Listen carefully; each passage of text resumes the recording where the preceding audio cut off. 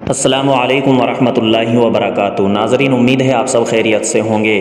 اللہ تعالیٰ آپ سب کو خوش رکھے، اللہ تعالیٰ آپ سب کو سلامت رکھے۔ ناظرین کرام، گزشتہ کل کی ایک دکھ بھری اور افسوسناک خبر آپ حضرات تک پہنچانے جا رہا ہوں۔ مسیح الامت حضرت مولانا مسیح اللہ خان جلال آبادی رحمۃ اللہ علیہ کی چھوٹی بیٹی کا انتقال۔ مشہور شخصیت اور جامعہ مفتاح العلوم جلال آباد کے بانی و حضرت مولانا اشرف علی تھانوی علیہ الرحمہ کے خلیفہ حضرت مولانا مسیح اللہ خان جلال آبادی رحمۃ اللہ علیہ کی سب سے چھوٹی صاحبزادی رفعت جہاں کا طویل علالت کے باعث 67 سال کی عمر میں اپنی رہائش گاہ پر انتقال ہو گیا ہے۔ انا للہ و انا الیہ راجعون۔ ان کے انتقال کی خبر ملتے ہی عزیز و اقارب، متعلقین اور اہل قصبہ میں غم کی لہر دوڑ گئی۔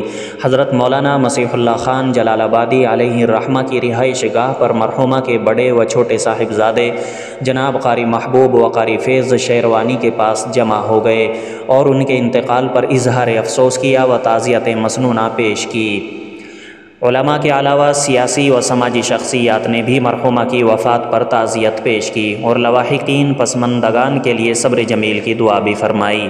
ان کی نماز جنازہ جامعہ مفتاح العلوم کے استاد مفتی سید قاسم نے پڑھائی اور تدفین مفتاح الجنہ میں عمل میں آئی۔ نماز جنازہ میں علماء کرام و عوام کے علاوہ سیاسی و سماجی شخصیات نے شرکت کی۔ پسماندگان میں 3 بیٹے اور 4 بیٹیاں ہیں۔ ناظرین کرام، آپ سب سے درخواست ہے کہ آپ سب حضرت مولانا کی صاحبزادی کے لیے دعا فرمائیں کہ اللہ پاک ان کی مغفرت کاملہ فرمائے اور ان کو کروٹ کروٹ چین و سکون راحت نصیب فرمائے۔ آمین ثم آمین۔ السلام علیکم ورحمۃ اللہ وبرکاتہ۔